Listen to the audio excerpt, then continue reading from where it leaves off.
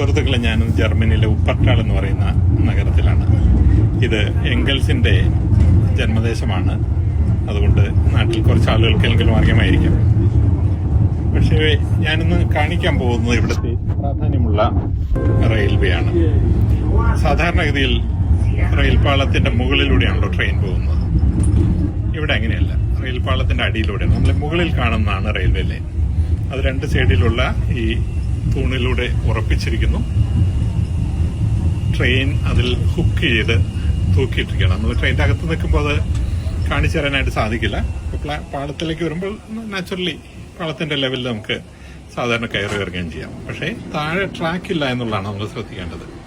Track വരുന്നത് മുകളിലാണ്. Opposite ഡയറക്ഷനിലുള്ള രണ്ട് ട്രെയിനിലുള്ള ട്രാക്കുണ്ട്. ഓപ്പോസിറ്റ് ട്രെയിനിലുള്ള ട്രെയിൻ വരികയാണെങ്കിൽ ഞാനത് കാണിച്ചു തരാം. ഇതിലേറ്റവും പ്രാധാന്യമുള്ളത് നമ്മൾ ചിന്തിക്കേണ്ടത് 1897 ഈ പ്രോജക്റ്റ് അവർ കൺസീവ് ചെയ്യുന്നത്.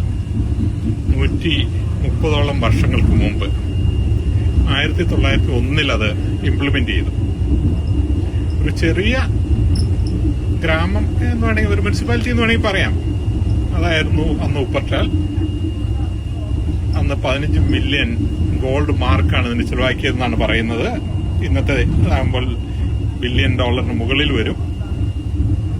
ആ തുക ചെലവാക്കി അന്ന് ഇവിടുത്തെ റിവറിന്റെ മുകളിലൂടെയാണത് പോകുന്നത്. അപ്പോൾ പ്രത്യേകിച്ച് സ്ഥലമൊന്നും അതിനു വേണ്ടി വന്നില്ല. ആ 130 വർഷം മുമ്പ് ഇങ്ങനൊരു പ്രോജക്റ്റ് കൺസീവ് ചെയ്യാനായിട്ട്, അത് ബില്യൺസ് മുടക്കി ഇംപ്ലിമെന്റ് ചെയ്യാനുള്ള ഒരു വിഷൻ ആ നഗരത്തിനുണ്ടായി.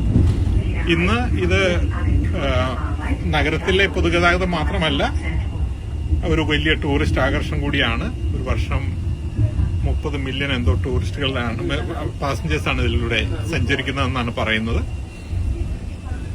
ഈ നഗരത്തിന്റെ തന്നെ മുഖച്ഛായ ഇത് മാറ്റി എന്നാണ് പറയുന്നത്. അടുത്തുള്ള നഗരങ്ങൾ ഇത് കണക്ട് ചെയ്തു. അങ്ങനെ ചെറിയൊരു മുനിസിപ്പാലിറ്റി ആയിരുന്നത് വലിയൊരു നഗരമായി മാറി. ഇതെല്ലാം സംഭവിക്കുന്നത് 1897. അപ്പൊ അതിനു മുമ്പേ 10 വർഷമെങ്കിലും ഡിബേറ്റ് ചെയ്ത് കാണും. നമ്മൾ ചിന്തിക്കേണ്ട കാര്യമാണ്.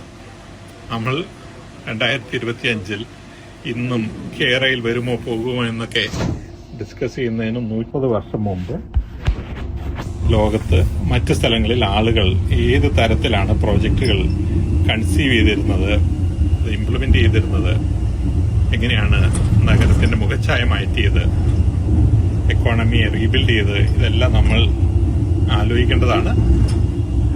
Amazing, really amazing.